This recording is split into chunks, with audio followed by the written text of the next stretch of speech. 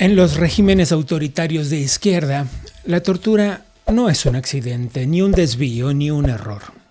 Ha sido y sigue siendo una política de Estado para sostenerse en el poder.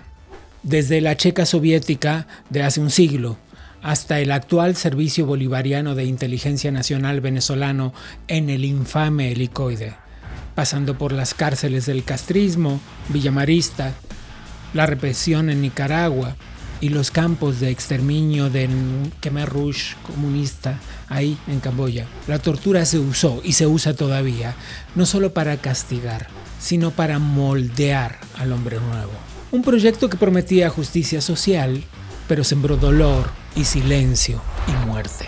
Así lo documentan la ONU y Amnistía Internacional. En Cuba se priva del sueño a los detenidos durante días. Se los mantiene encerrados en patrullas bajo el sol abrasador y se usan gases químicos y métodos diseñados para no dejar huellas visibles. En Venezuela, presos políticos son sometidos a simulacros de ejecución y fusilamiento, a descargas eléctricas en los genitales y aislamiento absoluto. En Nicaragua, Félix Maradiaga describe cómo el sandinismo convirtió a la tortura en una maquinaria de terror casi satánico, donde incluso los familiares son utilizados como rehenes para imponer el silencio. Y las torturas sexuales son el sello de la casa. Hoy organismos como la Cruz Roja o Amnistía Internacional no tienen acceso a las cárceles de Cuba, Venezuela y Nicaragua, porque la impunidad se institucionalizó. No buscamos el morbo, pero sí dejar en claro que mientras muchos miran hacia otro lado y mantienen relaciones amistosas con esas dictaduras, las ayudan y hacen negocios con ellas, porque nos basamos en el principio de no intervención. Miles siguen presos, quebrados, humillados y al borde de la muerte. Y aún así, resisten.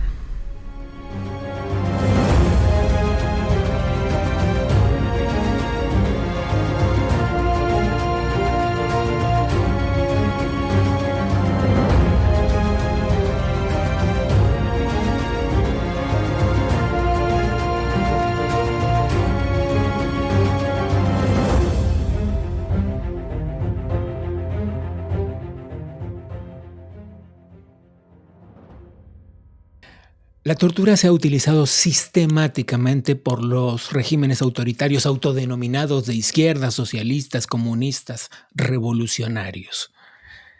Y desde la Unión Soviética hasta el presente en al menos 3 dictaduras latinoamericanas, esto ha sido una constante, una lamentable constante. Se justifica bajo la narrativa de defender la revolución en contra del imperialismo, pero en realidad todos sabemos que lo único que quieren es perpetrarse en el poder. Hoy te vamos a contar ejemplos muy claros, probados, documentados, denunciados por organismos internacionales de renombre indiscutible. Vamos a empezar con el caso de Nicaragua. Se habla poco de Nicaragua y debería hablarse más. Desde 2018 el régimen de Daniel Ortega ha comenzado a institucionalizar la tortura de una forma que ni te imaginas. Y empezamos con este porque es, quizás, uno de los más devastadores, aunque poco se diga. Los organismos internacionales han registrado hasta 40 tipos de tortura diferentes, pero claro, tienen cierta preferencia por las de índole sexual. Hoy vamos a conversar con Félix Maradiaga. Él fue ex precandidato a la presidencia de la República y eso alcanzó para que lo enterraran en el Chipote, uno de los lugares más oscuros, más tremendos de Nicaragua. Félix, como siempre, un gusto que tomes la conversación, aunque en esta ocasión es particularmente difícil hablar contigo.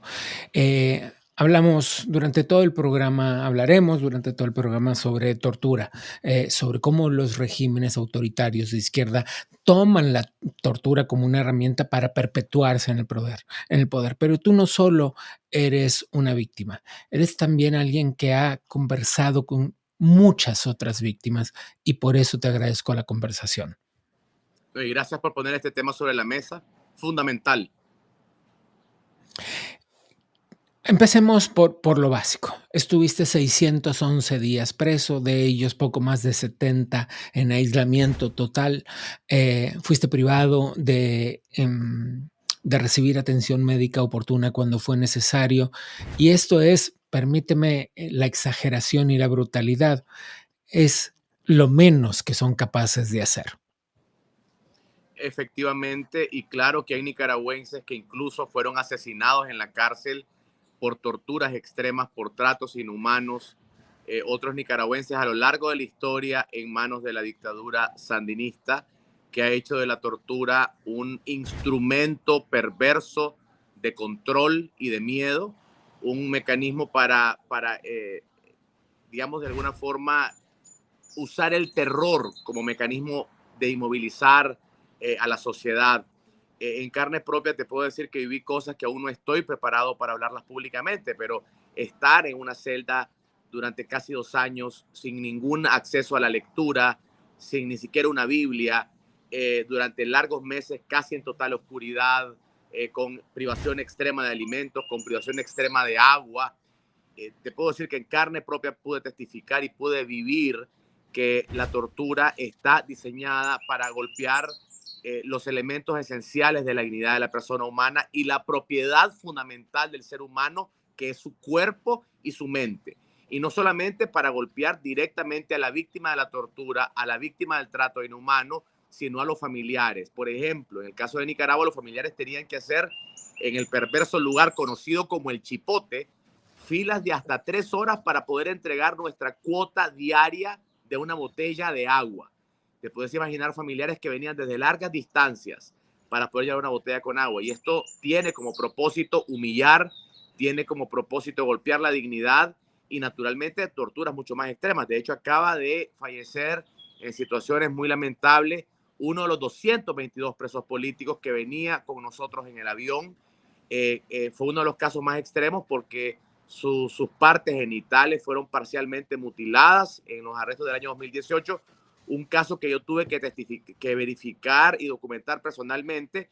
Este joven no se logró recuperar jamás de esas heridas graves, que te puedo decir porque vi el diagnóstico forense, vino a Estados Unidos y jamás se pudo recuperar de eso y luego ha partido, espero yo, como hombre de fe, hacia otro territorio donde pueda, espiritual, donde pueda encontrar la libertad que el sandinismo le negó. Pero esta es la historia de más de 1 millón de personas en el mundo. Quisiera esta primera parte decir de que desde la Universidad de Virginia, donde dirijo el programa de detención arbitraria, nos ha tocado entrevistar a víctimas de la tortura en más de 56 países del mundo, y los métodos que vemos en la China comunista, en Cuba y en Venezuela son dolorosamente idénticos.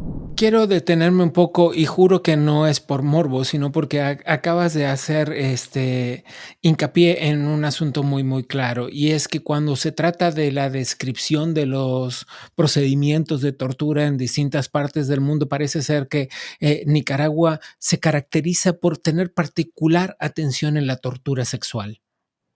Efectivamente, así lo dice el informe de la Comisión Interamericana de Derechos Humanos del año 2018. Ese es prácticamente el cuerpo central de mi documento en septiembre de 2018 del Consejo de Seguridad. Lo narra ampliamente el grupo de expertos de derechos humanos sobre Nicaragua.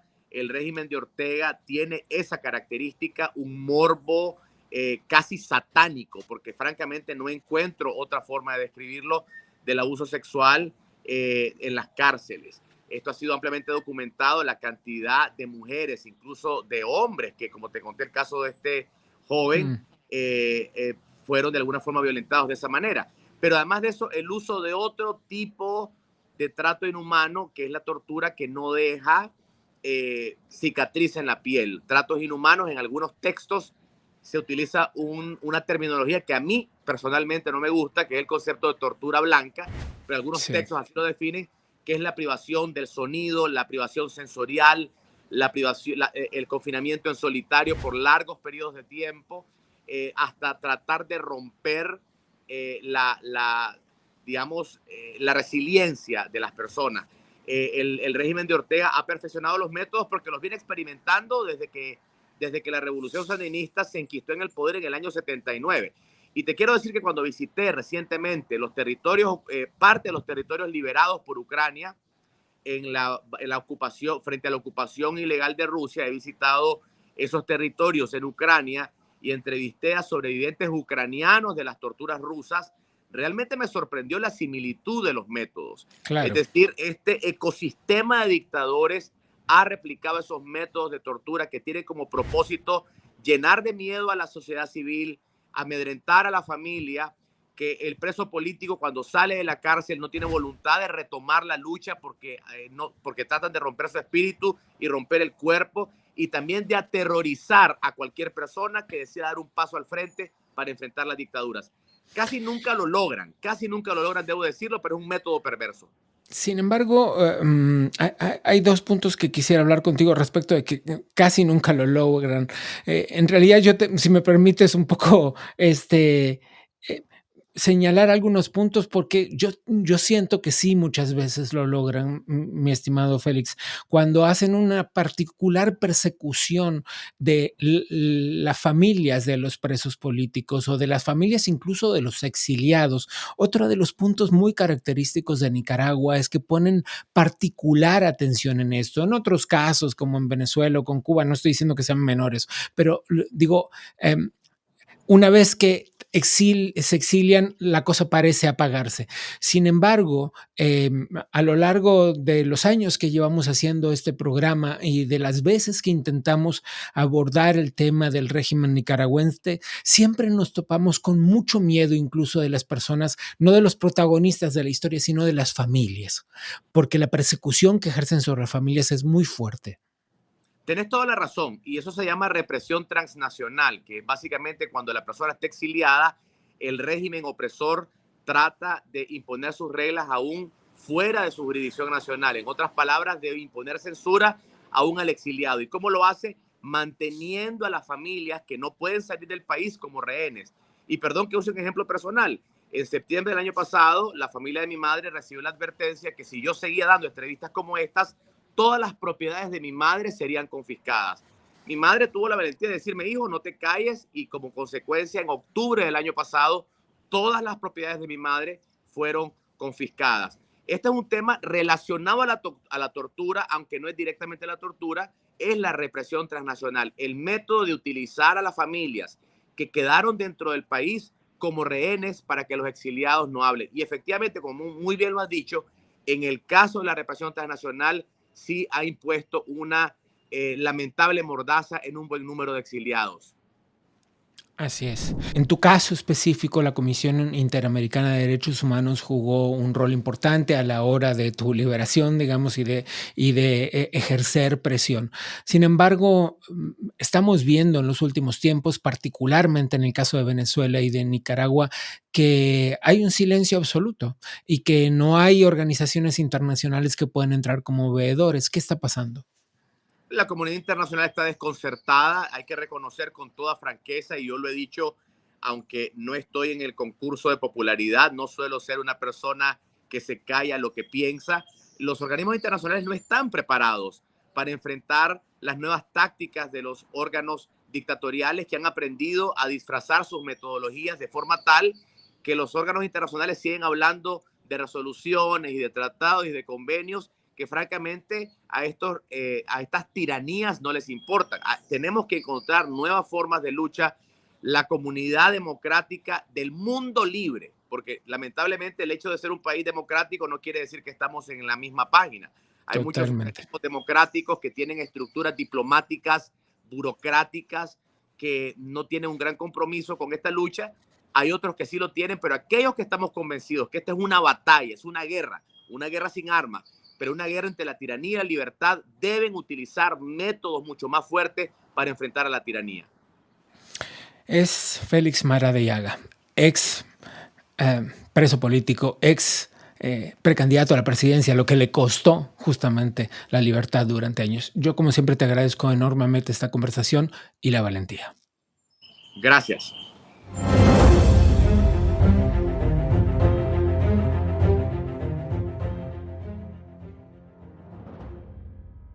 Creo que ha llegado el momento de hablar de una de las dictaduras más longevas del mundo, la cubana. Esa dictadura que en nombre de la revolución y de los pobres se instauró en el poder desde 1959.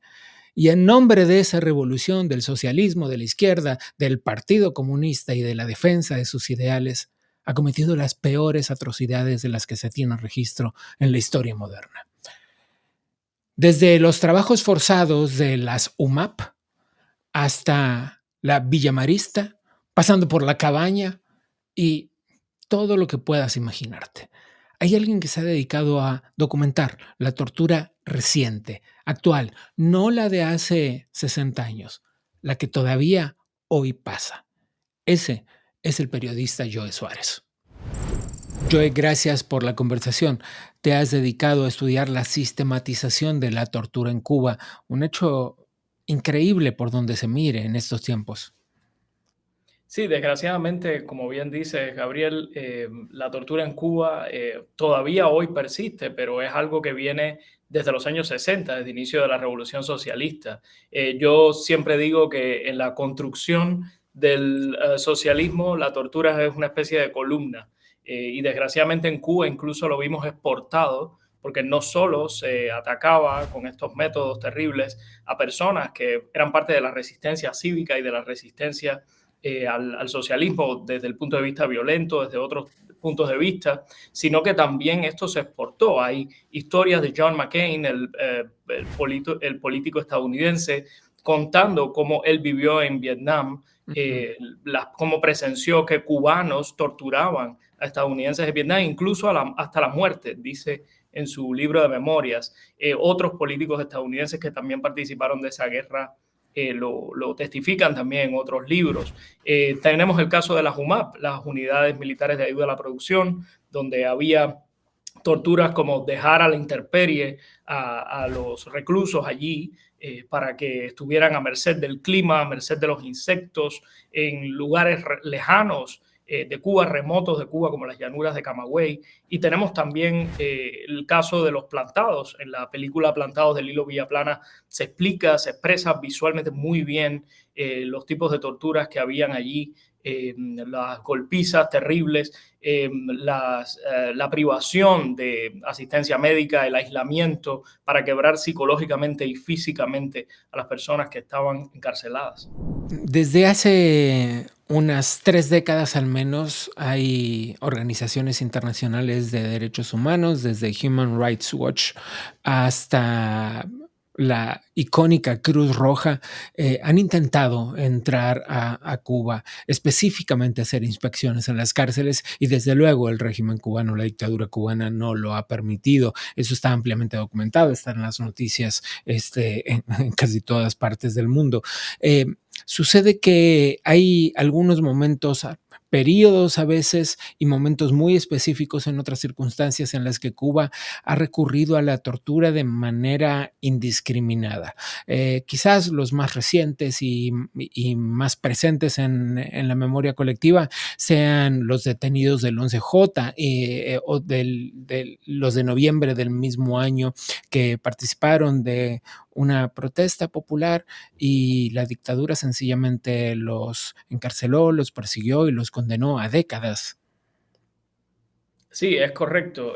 Mira, yo he investigado, Gabriel, sobre la tortura en el siglo XXI, porque no es algo que solo ocurría en la época de nuestros abuelos, Suena medieval, sí.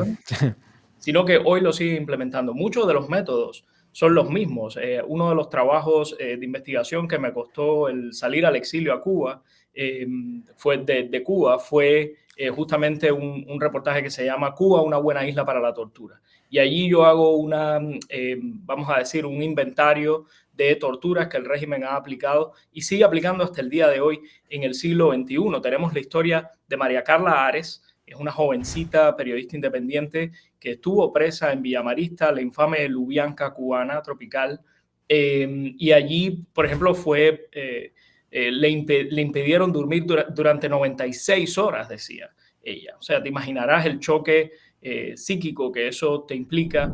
Muchas veces el régimen intenta utilizar la tortura para que las personas desistan de trabajar en el activismo político, en visibilizar la situación de Cuba. No, y se Y hace público, ¿no? Es decir, además o sea, desde luego el régimen no las reconoce, pero encuentran la forma de difundir que sí suceden para que la gente no salga a las calles a manifestarse cuando tienen hambre, cuando les cortan el internet, cuando no hay agua, cuando es imposible vivir en la isla. Es correcto. Y hay otros casos como yo te mencionaba la privación de sueño de Mari Carla Ares, que es un caso reciente de hace unos 3, 4 años, pero está el caso también de Daniel Lorente, el conocido como el hombre de la bandera, un hombre que salió con una bandera estadounidense y un pullover con una bandera cubana que decía Cuba libre durante una manifestación del 1 de mayo organizada por el régimen. El régimen lo encarcela y justamente lo hace en un lugar conocido como Mazorra. Es un centro para personas con padecimientos mentales y allí fue incluso sometido a electroshocks. Este tipo de cosas también se ve, te la pueden contar plantados de los años 60 en Cuba. O sea, que hay una correlación entre esos métodos que ocurrían antes y los que ocurren hoy. Hablaste de la privación del sueño, por supuesto, hablaste de los trabajos forzados de la UMAP, del confinamiento en celdas de castigo donde la gente tiene menos de 1 metro cuadrado, o la exposición a altas temperaturas, y esto es una característica que parece cobrar relevancia en Cuba.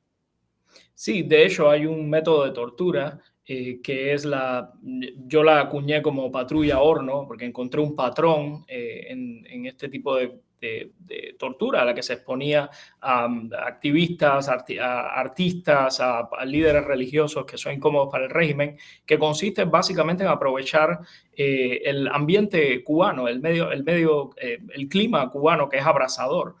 Básicamente estas personas permanecían en patrullas policiales herméticamente cerradas bajo el sol durante 1 hora o más. Y también se combinaba con el uso prolongado de esposas y también con el uso de agentes químicos en los autos. A veces ¿Qué tipo de ponían, agentes químicos? bueno, podía ser, por ejemplo, gas pimienta. Y eso, por supuesto, genera laceraciones, puede generar laceraciones en la piel, irritación cutánea, sensación de asfixia. Eh, y esta tortura, como otras que tú has mencionado, como la privación del sueño, también vienen, parece, del manual de la KGB y de la Stasi, sobre todo, que fue la gran escuela del régimen en este sentido, porque es una tortura blanca, no deja huellas, facilita, o sea, dificulta para las personas, más allá de su testimonio, dejar evidencias de ellas, de cómo han sido castigados con estas torturas. Y te voy a decir algo, si Cuba, haciendo genealogías, si Cuba aprendió de la KGB y de la Stasi sobre todo estos métodos de tortura, Cuba también ha enseñado, porque en Venezuela, que es una tierra ocupada, Cuba es una Sí, especie de metrópoli de ultramar ideológica de Venezuela, sí. la SEBIN ha contado con personal cubano de la policía política que ha enseñado estos métodos de tortura y los ha aplicado, sobre todo dentro del ejército, para controlar los altos mandos del ejército en torno al Palacio de Miraflores. Y lo otro también es que en los años de la Revolución Sandinista, la policía política sandinista fue entrenada por el castrismo. Esto lo cuenta Aníbal Escalante, general cubano y, bueno, líder de la policía política en los años 70 y 80. La lamentable expansión ideológica, y todo lo que acabas de mencionar tiene un denominador común, que es la extrema izquierda. Exactamente. Mira, en el caso de la patrulla Horno, yo estuve indagando en unos 300 documentos durante un año y tanto, videos, testimonios, bueno, también entrevistas de primera mano, por supuesto, con víctimas, y salieron de ahí unos 500 casos de personas que habían sido sometidas a este método de la patrulla Horno. Es Joe Soares. Muchas gracias. Gracias a ustedes.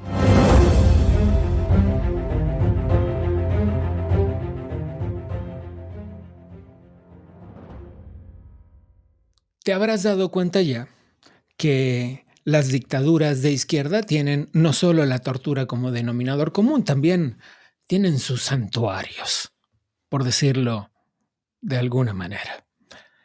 Hablamos del Chipote en Nicaragua, hablamos de la Cabaña en Cuba, hablamos de Villamaristas, hablamos de la SUMAP. Bien, Venezuela también tiene el suyo.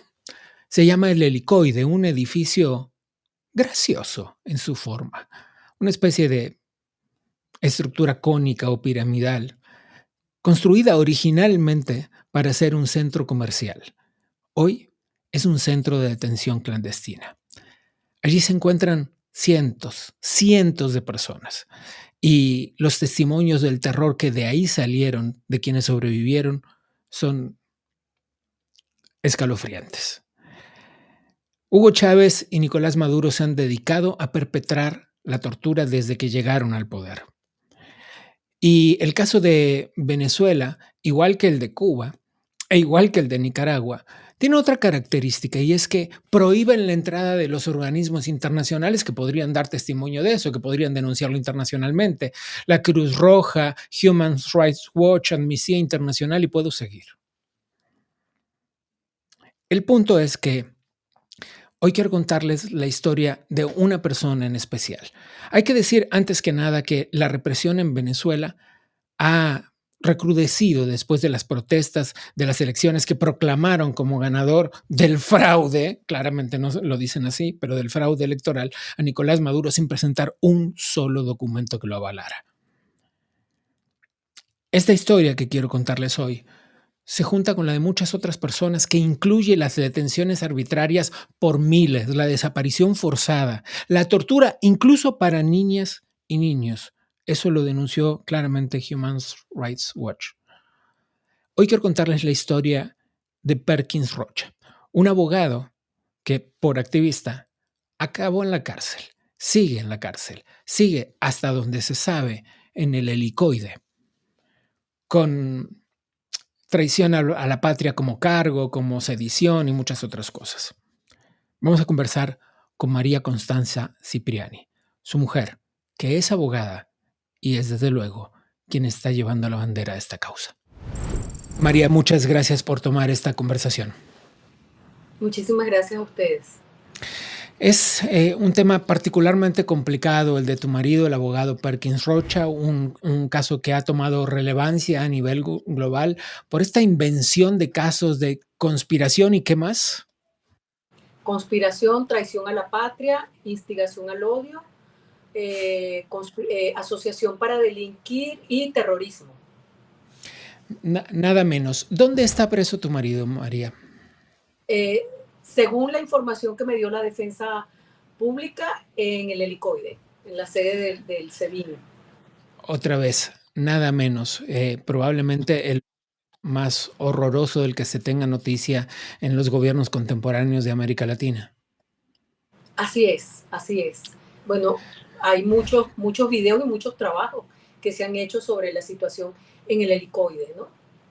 Bastante, muy documentado todo lo totalmente. que sucede. Lo que hemos visto es que con el paso del tiempo y con la llegada del chavismo al poder, la tortura fue institucionalizándose en Venezuela. ¿Puedes hablarnos de esto? Sí, yo no sé si ustedes recuerdan, porque ahora cuando tú dices con la llegada yo recuerdo que en algún momento hubo una defensora, no sé si era la defensora del pueblo o era una adjunta de la fiscalía, no recuerdo exactamente, sé que era una mujer, que dijo que la tortura se justificaba cuando era para arrancar una confesión, que en ese caso estaba justificada, ¿no? Entonces yo hoy me puse, ¿no? Y me puse a documentarme un poco más y resulta que la tortura está absolutamente prohibida en todos los tratados internacionales desde 1984. No hay ninguna justificación para la tortura. Ninguna. El objetivo es salvar no sé qué, el planeta, pero igual no puede torturar para eso, ¿no? Entonces, cuando tú ves que desde el mismo poder se justifica el uso de la tortura para lograr algo, bueno, simplemente tú estás confesando en público que tortura y que, pues, lo que dicen los tratados internacionales y los protocolos de protección a los derechos humanos, pues son aquí una entelequia, son una fantasía, son una fábula. Venezuela ha sufrido, y lo estoy diciendo casi que en pasado, pero Venezuela sufre probablemente el éxodo contemporáneo más grande del que se tenga registro, de un país en teoría no en guerra. Y digo en teoría porque... De un país en paz, sí. Sí, digo en teoría porque claramente las acciones del Estado han sido violentas, han sido belicosas, han sido como de guerra en contra de la población civil. Y más de 8 millones de venezolanos dejaron el país. Y no es solo por la situación económica, que no es poca cosa y no lo estoy menospreciando, es por la falta de seguridad, porque es el propio Estado el que ejerce violencia sobre la población. ¿Cómo se vive eso en el día a día? En el día a día con mucho miedo. Yo creo que la inmensa mayoría de los venezolanos que todavía estamos en Venezuela, sentimos mucho miedo por todo, sentimos miedo por lo que hacemos y sentimos miedo por lo que dejamos de hacer, porque es un tema de inseguridad a todo nivel, es que hay inseguridad personal, ahí yo pudiera decir que hay terrorismo de Estado, si lo hay, aquí hay acoso, aquí hay persecución, aquí hay maneras de torturarte cuando a ti te tienen, como en mi caso, mi comunicado en un centro de reclusión, a mí me torturan, tal igual que a él. Sí, yo soy un rehén que rueda en las calles, él es un rehén tras las rejas, pero ambos somos rehenes. Cuando tú tienes 8 millones de venezolanos que tienen miedo de regresar a su país porque no saben que van a conseguir aquí, esos 8 millones de venezolanos están siendo torturados. Esos 8 millones de venezolanos que aquí en su país se le muere la mamá, el papá, una abuela. Entonces, eso es tortura. Tenemos constancia, evidencia y declaraciones públicas de organismos internacionales, Human Rights Watch, Amnistía Internacional, la propia ONU, la Cruz Roja. Todos hablan de la imposibilidad de ingresar a las cárceles venezolanas para revisar, para ver lo que sabemos que está pasando. Pero desde luego... Lo mismo sucede además con el cuerpo diplomático, ¿ok? Es correcto. Te faltó el cuerpo diplomático. La iglesia, o sea, no entra nadie. Ahora bien, tu lucha y tu energía puesta en la difusión del caso particular de tu esposo y en general de muchas otras víctimas te ha llevado a muchos otros foros. ¿Qué has conseguido? ¿Cuál ha sido la respuesta? ¿Con qué te topas cuando golpeas puertas? Me topo casi siempre, en la inmensa mayoría de los casos, con la buena voluntad de querer hacer, pero de decirme así, claro y rampante, no podemos nombrar el tema de los presos políticos porque nos sacan a las misiones diplomáticas, por ejemplo, eso me ha sucedido. Con la Cruz Roja estamos limitados, tenemos que primero acceder a los médicos forenses de Venezuela y si ellos no pueden, pues nosotros tampoco podemos. Entonces, hay buena voluntad, pero como yo siempre digo, hasta en los países en guerra hay reglas que se cumplen, que se respetan, como la intervención humanitaria de la Cruz Roja, de los cascos azules de la ONU.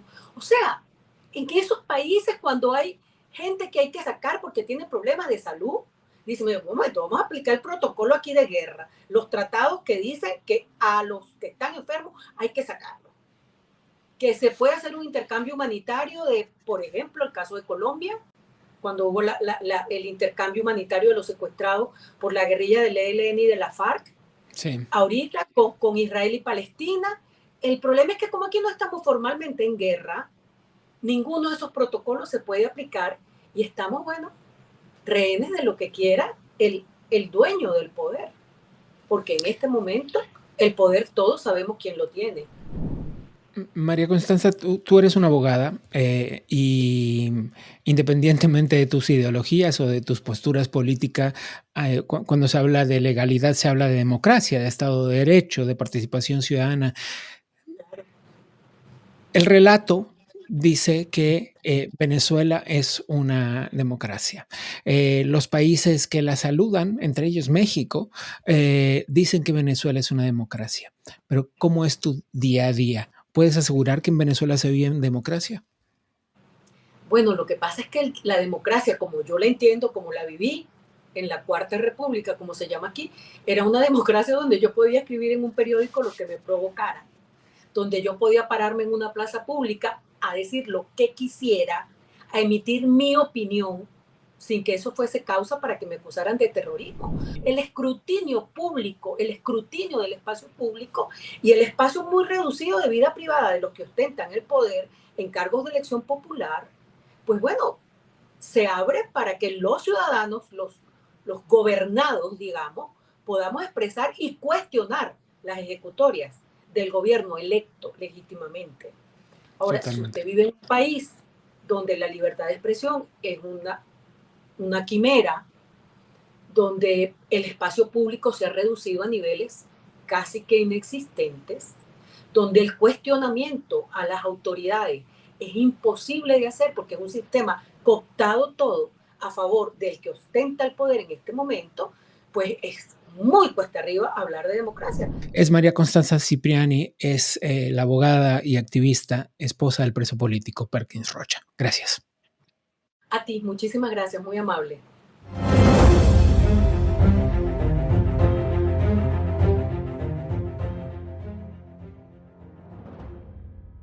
Vamos a dejar hasta aquí el tema por hoy. Claramente no es un tema que podamos abandonar, pero vamos a dejarlo por hoy. Y vamos a darnos una vuelta a ver qué está pasando puertas adentro del Adam Smith Center for Economic Freedom.